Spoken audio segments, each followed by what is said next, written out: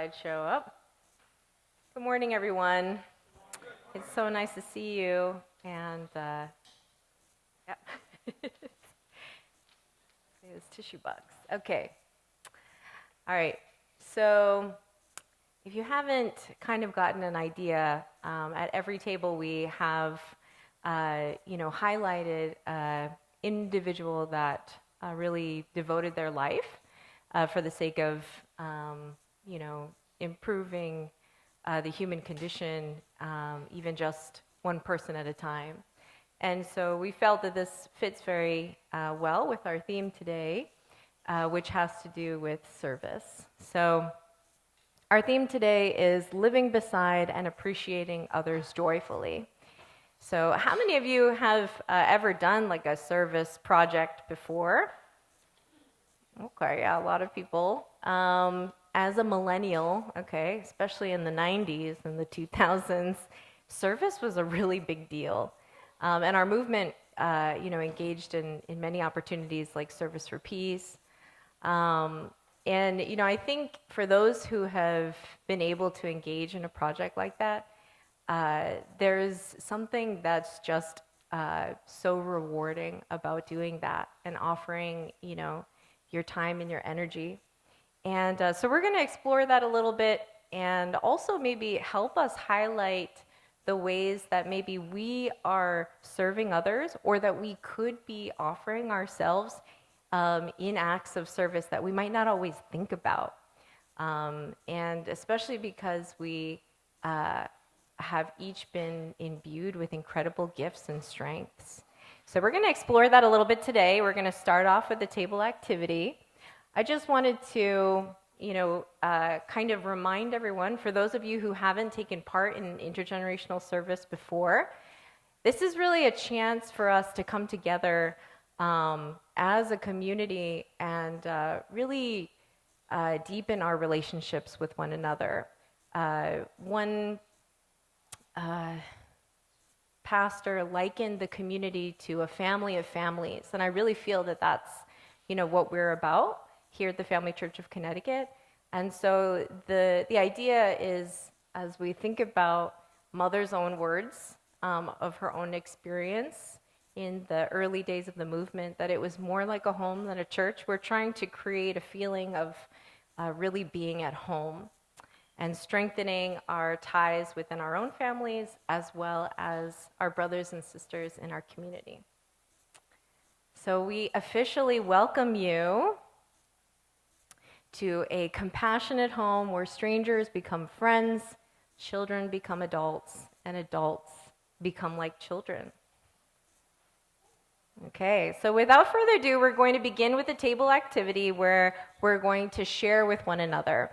So if, please, as you begin sharing, make sure to state your name just in case there are those at the table who don't know who you are. And then I'd like you to take a moment to share what are some of your talents, your gifts, even hobbies, things that you enjoy, because if you enjoy them, you're probably fairly good at them. Share about that, and also how does it feel when you're giving or sharing that gift with others? So we'll take a little bit of time to do that, and let's begin.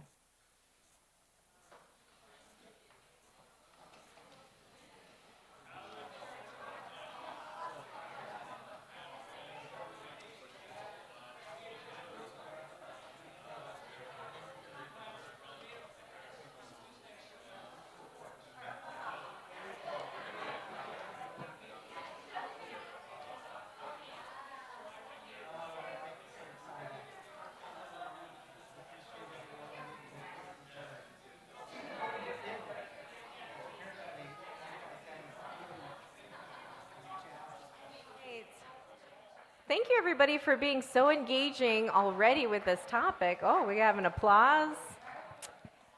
So we're going to I just want to redirect your attention. We're now going to actually watch a video clip, and I just want you to, consider the theme as we're watching this video clip.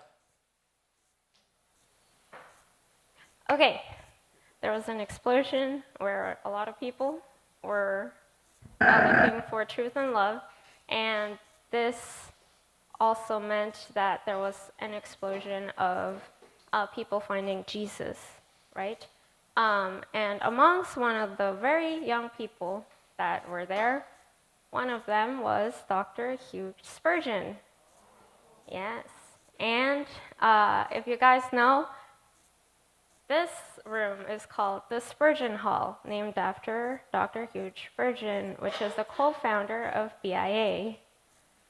Yes, this very school we're in. And so as you can see here, we have the BIA pledge, which very interestingly enough, I actually never really hear it except for graduation day. Like it's always, the school never really introduces the pledge, or that I remember. It was always when like Shoji graduated, Kayon graduated, and then my junior year, and then when I graduated. So I thought it was really interesting that like a pledge, something that you like vow for, is only really said at the end of the year. And with that being said, when I was in BIA, I was part of the National Honor Society. My face is covered over there in that picture. But for National Honor Society, the pillar that I represented was scholarship. And I wanted to talk a little bit about this because I feel like scholarship and service really come hand in hand. I would like to read what I wrote when I spoke about scholarship. So I wrote, I like to think of learning as photography. Taking an image doesn't only need the basic understanding of aperture, ISO, and shutter speed. But the camera itself also needs to be in good shape. In the same way, to learn new things, we need to have a look over our mental, physical, and emotional health. Another thing about photography is that we selectively choose what we want to shoot. In the same way, it is important for us to filter out the unnecessary things we see, hear, smell, or feel, and really focus on the things that we want to learn and improve ourselves on. Lastly, to take the best image possible, we need to adjust the aperture, ISO, shutter speed accordingly, and really be intentional about what we shoot through composition. And by adapting to different environments, we can grow and get the most out of the situation. And yes, so the reason I say that scholarship and service really come hand in hand is because that continues wanting to learn. Like for example, the person that I see the most with this in the past year has been my mom. Before she was like very, very, very, very nervous and like would never come up on stage. And she would be like almost like against it and push back and scared. But then like she felt like she wasn't good enough at communicating. And it wasn't just like in public, but even in her household, like with my dad or me. And she really put a lot of effort into like trying to get better at communication. So then she joined a group in Sacred Heart University, and they did like little talks about how you can improve your communication. And little by little, she was like, oh, okay, maybe now I will do a speech, because she has something that she wants to share. But it's not like she just didn't feel confident enough or comfortable enough. And then, little by little, she practiced so many hours, and she gave a speech here to all of us. I don't really remember what the content was, but... And then, I remember that, like, she would, like, shake and everything, and she would be like, go home and she was like crying because she was like, oh my God, I did it. And she was like very relieved. And then little by little, she did it more and she felt more comfortable. And I don't know if you remember, but we had one time where I was sharing about my match, Peter. And she was way more relaxed than I was. And I was like really nervous. So, yeah, I felt like it came to a point where because she wanted to learn, she was able to serve others more. She was able to share like her story or my story together. And so, yeah, scholarship and service, I feel like, are something that go hand in hand. And I feel like when it comes to service, it's like you don't bring something that is outside of what you're doing. Like you don't really go out of your way to do it. I feel like it's more something that is already part of you, and then you like try to incorporate that with the service. For example, like Uncle Stephen and Auntie Colleen with the Spanish community, they used to do mission in South America, and I feel like they feel connected with that community and they still want to continue to work on it. And so then they also like try to incorporate that with us. Because most of the time we only do like English service, right? But then through home group, we're able to do something with the Spanish community, which if you look at the population, there are a lot of Spanish-speaking people in Bridgeport. And in Connecticut overall. So that's something that like a really good example I feel of like what you don't really go out of your way, but you really incorporate what you are already passionate about or that you are already doing, and then you can serve others. So with that being said, let's read BIA's pledge. So please rise.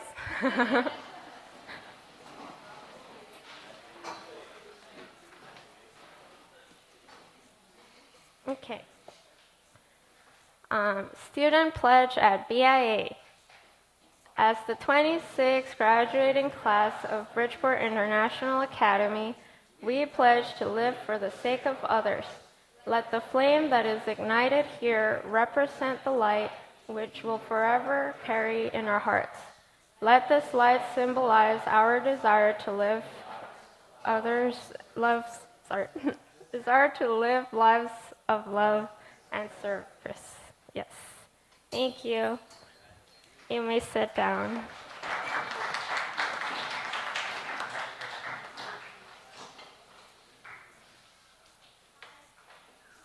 Thank you, Hannah. Let's give her another round of applause.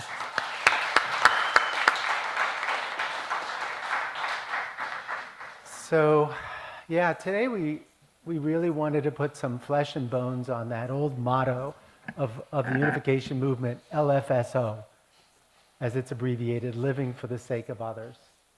And I've heard from some of our younger people how hollow that motto seems sometimes. Not because we don't live that way, but it needs more depth. At HGI, where I'm a student, we have a professor who's an Episcopal priest, and he kind of teases us about this point. He says, "What does that actually mean?" And that's a litmus test for all of us, and certainly for the students. Unification is kind of wriggle in the classroom and like, well, so that's the sense of what we're up to here today, you know. And I want to dig into that, what that actually, what it can mean. And so that's why the title of the service here is living beside and appreciating others joyfully. Joy is important. To live for the sake of others, you need to bring joy. A few days ago, I was tested in my joy. My refrigerator broke. The freezer was stuffed with meat, steaks, some old salmon that we'd gotten from Mr. Yamada that we hadn't quite eaten yet. And we were like, oh my gosh. We had the repair guy come out, and he said, can't be fixed. Not easily, unless you want to. So we like, we got to suck it up and buy a new fridge. And of course, that takes 4 or 5 days to arrive. So I was tested. I had a problem. And I thought, it's not really a problem. This is an opportunity to be even grateful for my refrigerator. You know, have you ever said thank you to your refrigerator? I mean, really. Enikai, you have? Enikai has. Let's give him a round of applause. Wow. For the first time, I said thank you to my refrigerator. And then I thought, Paul talked about the hands and the feet, and we all need each other. I mean, how often you say thank you? I do say thank you to my feet every day. My toes, my feet. And I know it's one of the first things I've learned to do is say thank you to my fingers and my toes and my feet, because they're just so forgotten, yet we depend on them every day. And then, isn't that so much like how we, often treat each other, right? We take each other for granted in the same way we take our bodies for granted, or my fridge for granted. And, do you ever say thank you to the roof on your house, the apartment you live in? How about the carpet on the floor? And then how often do you just say, parents, you just say thank you to your kids for being who they are? Not for anything they've done, right? I think that's really special. So that's sort of getting us closer, I think, to how do we LFSO?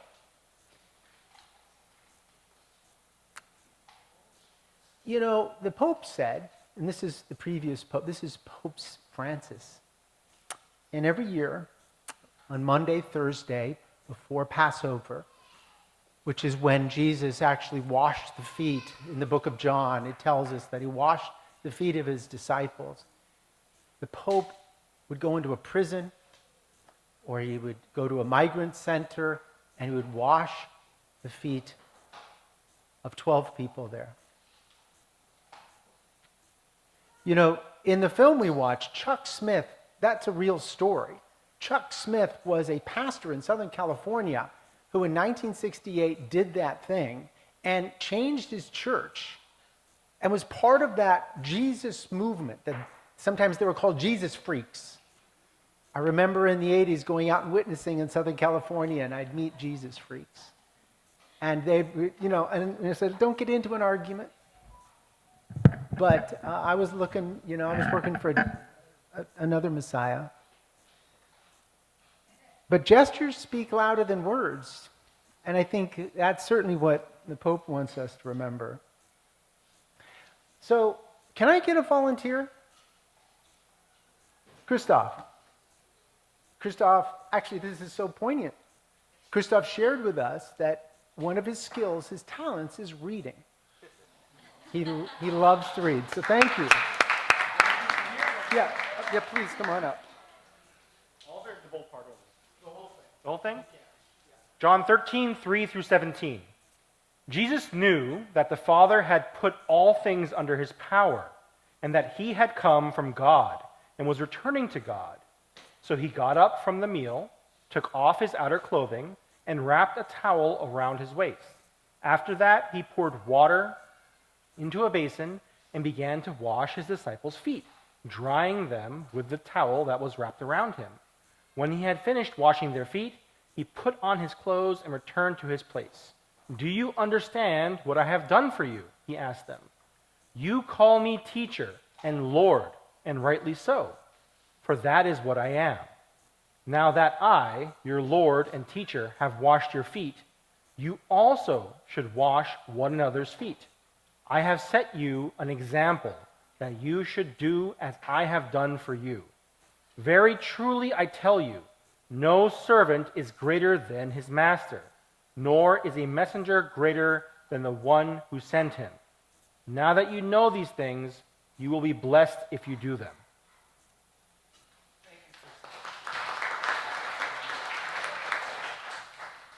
Thank you, Book of John. So we're gonna watch a children's cartoon about this. This is for the kid in all of us that depicts this part of the Book of John, and I'd like you to watch it, and we'll talk a little bit about it. Let's start the clip. My brother John and I are the ones who are best suited to be the leaders here. Who says Jesus came to let you and me fruit? That doesn't mean anything. It means everything. Look, let's ask Jesus himself. Well, let's do. You see, we must beware of pride. Master, something important has come up. We know that you've come to set up your kingdom, but which of us will be the greatest in your kingdom? Who should lead? To become the greatest in the kingdom of God, you must become as little children. You must become humble as this little child. The time has come for us to go to Jerusalem. There the Son of Man will be betrayed, beaten, sentenced to death and crucified. But on the third day, he will rise again. I thought he was going to Jerusalem to be crowned king. What did he mean, condemned, beaten, crucified? He says a lot of things you can't understand. His thinking is above ours. He seemed sad. He's not alone. Now go talk to him. Mother, I don't think he wants to be bothered. Now look, he's the Messiah, isn't he? Yes. Do you think the Messiah is going to let himself be crucified? It doesn't seem like he would. Of course not. He was speaking a parable or something. Do you really think so? Have I ever been wrong? Don't answer that. All I know is that Jesus is the Messiah, and in a few days he'll be crowned king. You two deserve to be first and second in command. She's right. Of course I'm right. Let's go and ask him before someone else does.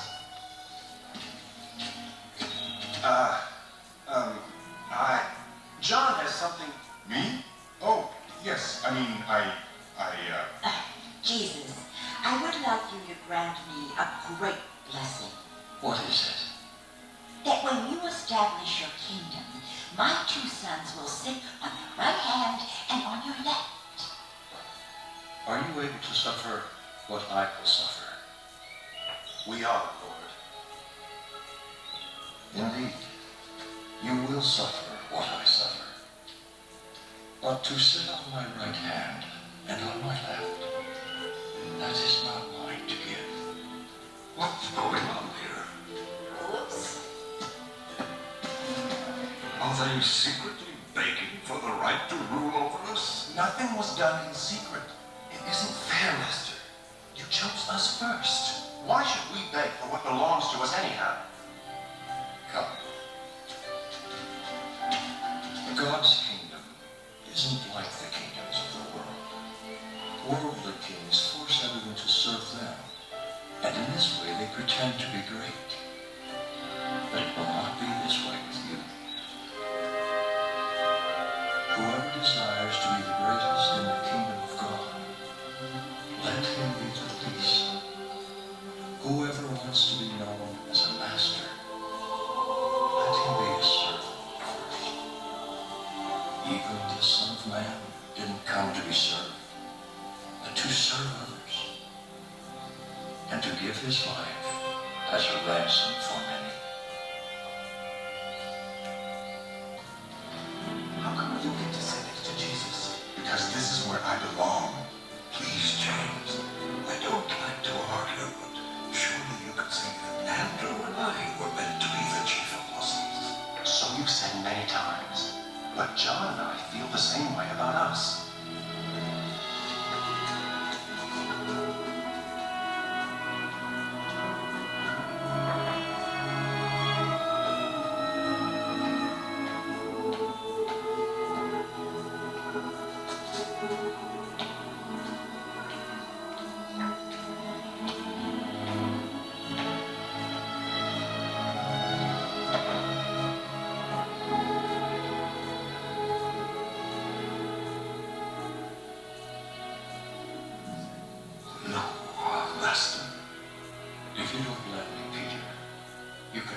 apart with me.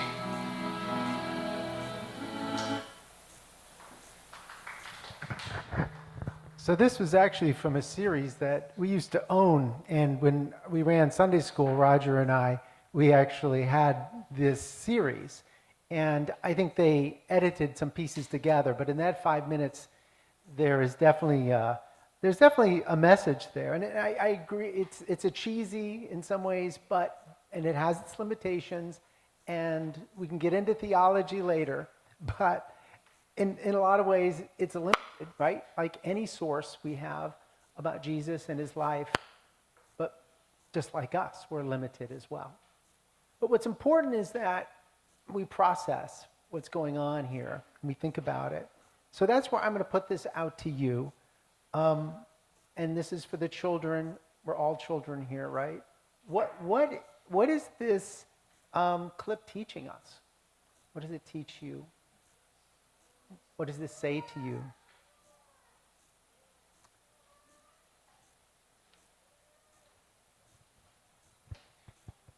If you'd like to share, I'm going to come around with the microphone and listen to we'll all get to listen to your answers.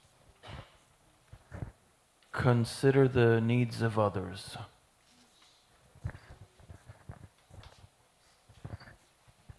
My takeaway was if you try to, I guess, serve or help other people with like a controlling or like a heart desiring of power, then you won't get that. But it has to come from like a heart of love.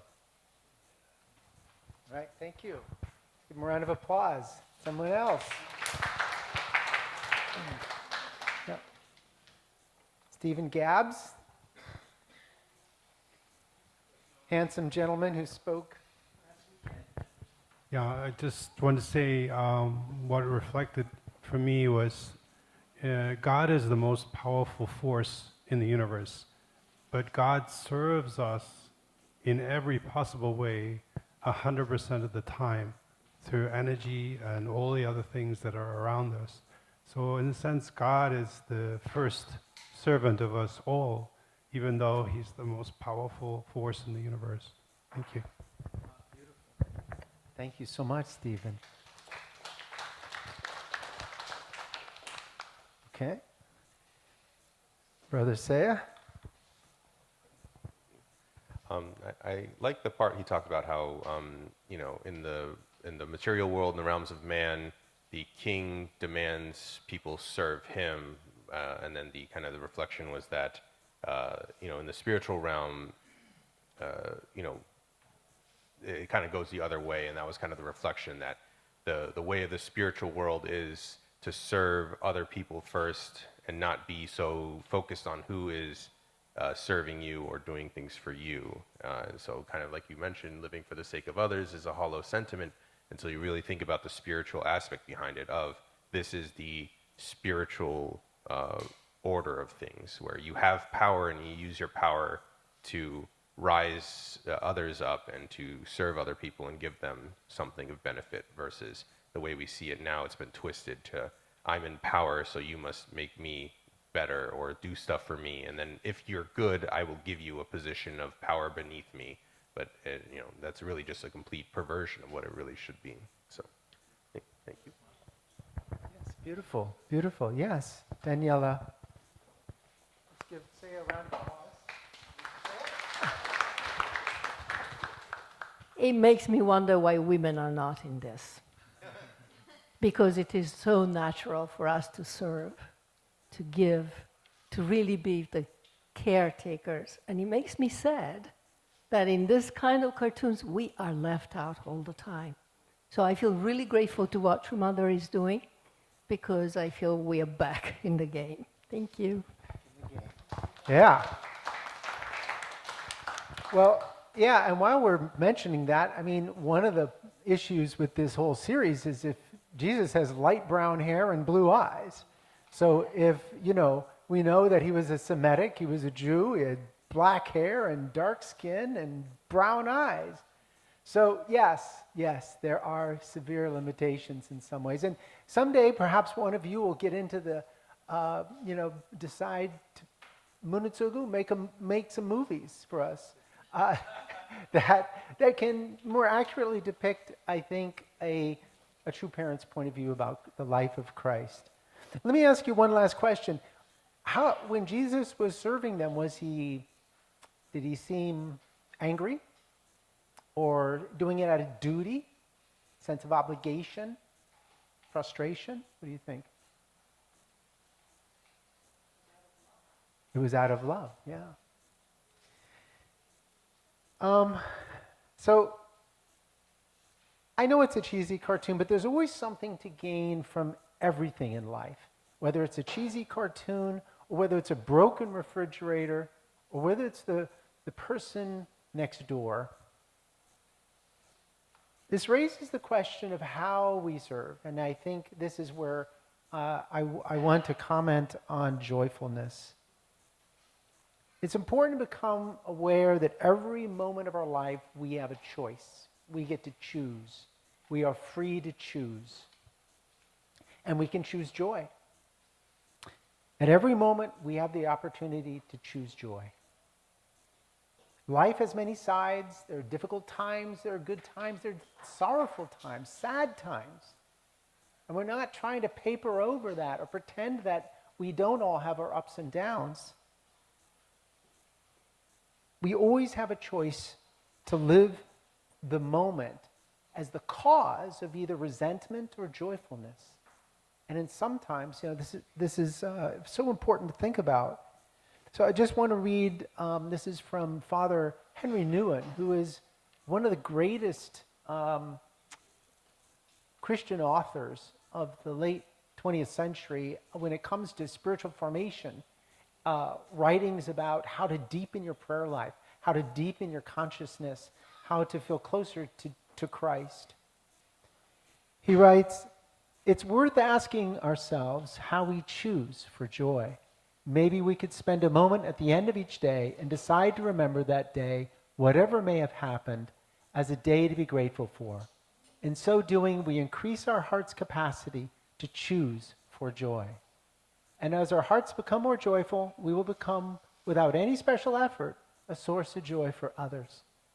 Just as sadness begets sadness and worries beget worries, joy begets joy." It's about give and take. And so just to wrap up, I wanted to just highlight, I know we have leaders in this room and we have potential leaders in this room. And it's interesting, this man, Richard Greenblatt, Greenleaf, developed in the business world, a whole theory about service and leadership. And he coined the term servant leadership. And he did this in 1970, in that same time period in which Father came to America, the Jesus Revolution was happening. There was a spiritual awakening in this country in the late 60s and 70s. And this guy, in a business school at Harvard, came up with this theory, really rooted in the life of Christ. And it reminds me that when Chuck noticed that on the Statue of Liberty's base, we have that, "Give me your tired, give me your poor." That's Christianity. Well, so is this theory of leadership, which is still taught in business schools today and is in fact taught at HJI. So, if you want to be a leader, and I get it, not all of us want to, but in some way we all have the opportunity to lead every day in our life, in the context we have. If we choose to be a leader, then we should choose to serve first.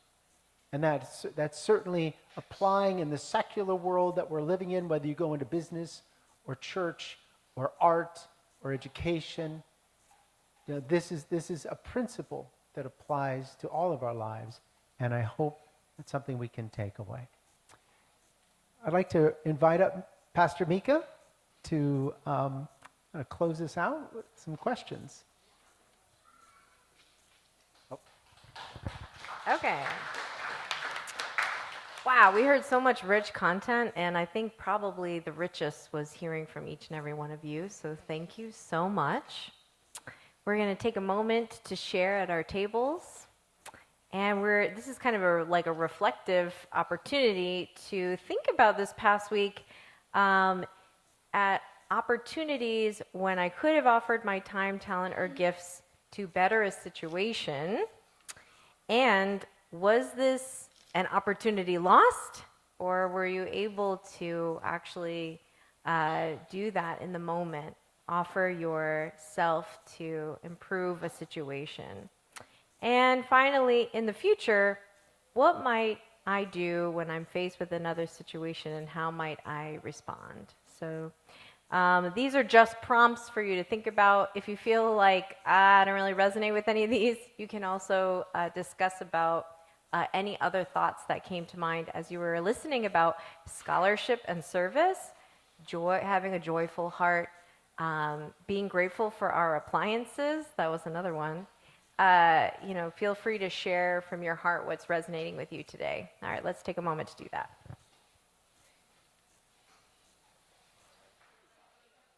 So we actually, this service would not be complete without an opportunity, okay? There is an opportunity to serve. If you would like to join me, July 10th, it's a birthday service for yours truly, okay? This is Operation Hope, and if we could open up that website. This is an organization that's in Fairfield, Connecticut, and they do have a community kitchen where they feed people every day, well, Monday through Friday. They feed them lunch and dinner. And actually, there are various opportunities to attend events that also support, including today, there's a car show, actually. But yeah, during the summertime, sometimes their volunteers are traveling or doing different things, and so I received an email asking, if there were family and friends that wanted to get together to provide a meal. And so the dinner is taken up for that day, but lunch is open. So I just want to invite, if there are any individuals who'd like to help to cook and prepare a meal that'll feed between 20 to 25 people. What we do is we prepare the meal, and then at our various homes, or we could meet here at Spurgeon Hall to kind of put it together, and then we will pack it up and we give it to the community kitchen, and they serve it that day. So yeah, anyway, just an opportunity. You can come and see me if you'd like to find out more details, or let me know that you're interested to help, and we'll do this. We'll put this together. Okay, at this time, I'd like to invite up Pastor Simone to say a few words before we close.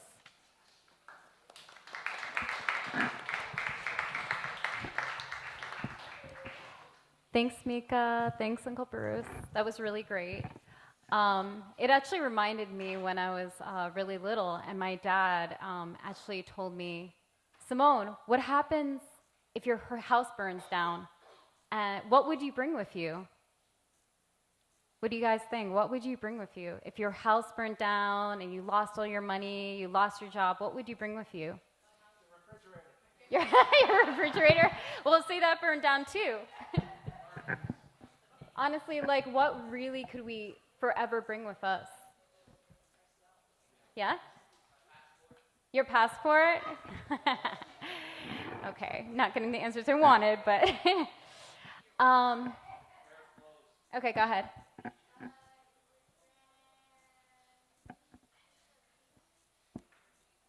Jesus, okay, yeah. Yeah, well, I was going for your heart, your soul, your heart, your soul, your spirit, right? Because when we pass on, we pass on with our spirit, right? So our characters, the people that we are, who we are as individuals, that's what we can bring with us when we die.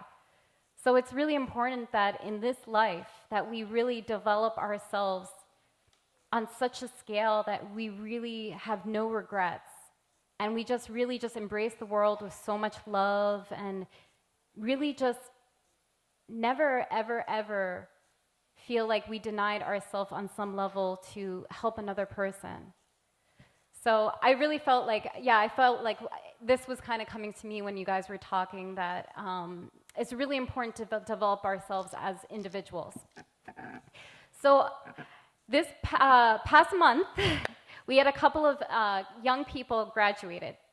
The BIA had their graduation. We had a couple other high school graduations and a college, and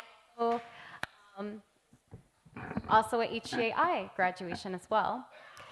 So I wanted to welcome up, well, I already gave out 4 of the high school gifts, but our church, we bought like cute little picture frames with their graduate photos in it. Maybe if you ask them, they'll show it to you.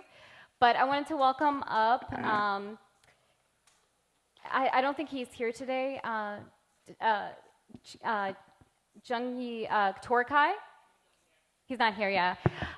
Maybe if you want to come up to receive it for him. And then I also want to welcome up Taketo. And I have little gifts.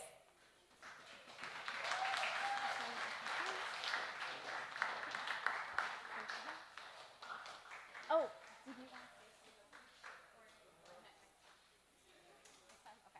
to? Okay. So we're going to get a little testimony out of him next time. And then, well, actually from both of them next time. I already got a promise from her son as well. So next up, we have a really amazing, well, actually, I want to welcome Steve Boyd to make this announcement. So as I mentioned last weekend, on May 31st, HI had its 49th commencement ceremony. And there was a number of graduates there, including a very special person in our community.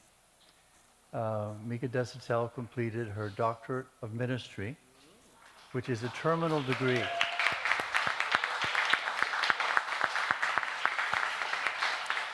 The doctorate of ministry is the terminal degree, is the highest degree in the field of ministry. And so anyone who has not gone through the course of study and preparation to get their doctoral degree on any level, in any field, cannot really understand the investment that it takes. Mika did an incredible job. In fact, her dissertation topic was what we saw today. The work that she's doing, it's in her study, has borne fruit together with our dear brother Bruce and his doctoral ministry work in a similar field in the service we had here this morning. Also, we're so lucky to have a second graduate. Beth? Where's Beth and Bofa? Oh, they just went out. So Katarina Connery also received her doctorate of ministry in the same ceremony. So there's our Bridgeport community also. And truly,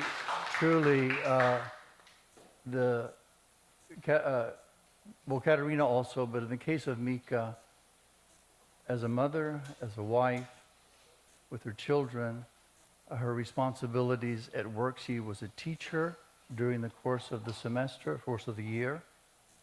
Also, she is Associate Dean of Student Life at HCI, and we meet regularly in that capacity. So really, she did it facing many challenges, and she really deserves our support and praise for what she's done. So Mika, please stand up.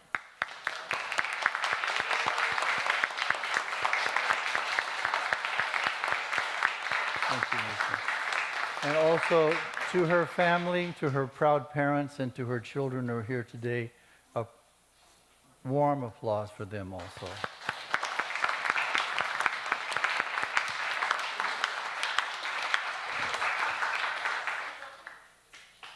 Your mom wants to say something. Yeah, please.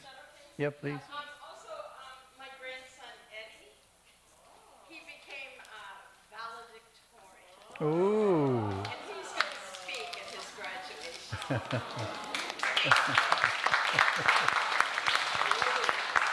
Hey, Eddie! Okay, let's close our program today. I'd like to offer a prayer. Please join me in prayer. Dearest Heavenly Parent, we give thanks today that we could gather together in this space that you have given us. We've been brought together here by our true parents, by our Holy Mother Han, in a spirit of family and of unity centering upon you as our Heavenly Parent. Thank you for the message today of service and how service and scholarship are related. What we learn, we want to put into practice. Thank you for the great example of our dear brother Jesus, who really led as a servant during his ministry on this earth, and who continues to teach us and to show us the way with his deep heart of love, embracing all of us in every moment. We give thanks to our two parents, to our Holy Mother Han, for her embrace, for her love, for her warmth, for bringing us all together with a new spirit. We thank you so much for this day. We carry this message with us as we go forth throughout the week. Thank you so much. I pray with gratitude, upholding the name of our Holy Mother Han, in the name of Stephen Boyd of a blessed family. Achu.